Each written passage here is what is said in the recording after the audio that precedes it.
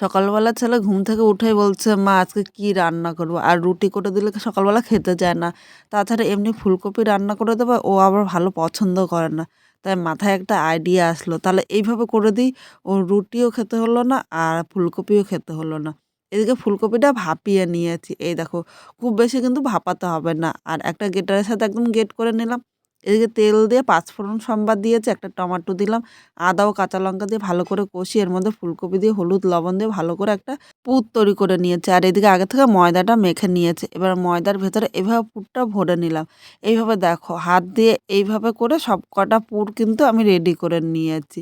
এবার এগুলো এক সাইডে নিয়ে একটা এইভাবে হাত দিয়ে চেপে, চেপে একটু করে নিলাম। তোমরা হাত দিয়েও করে নিতে পারো বা এরকম বেলনি দিয়ে হালকা হাতে কিন্তু বেলে নিতে পারো। এবার ২ পাটে হালকা ভেজে নিলাম। ১ চামচ তেল দিয়ে পরোটা করলাম। পরোটা করাও হয়ে গেল আর এদিকে দেখো তেলও কম লাগলো আর ভেতরটা কিন্তু খুব সুন্দর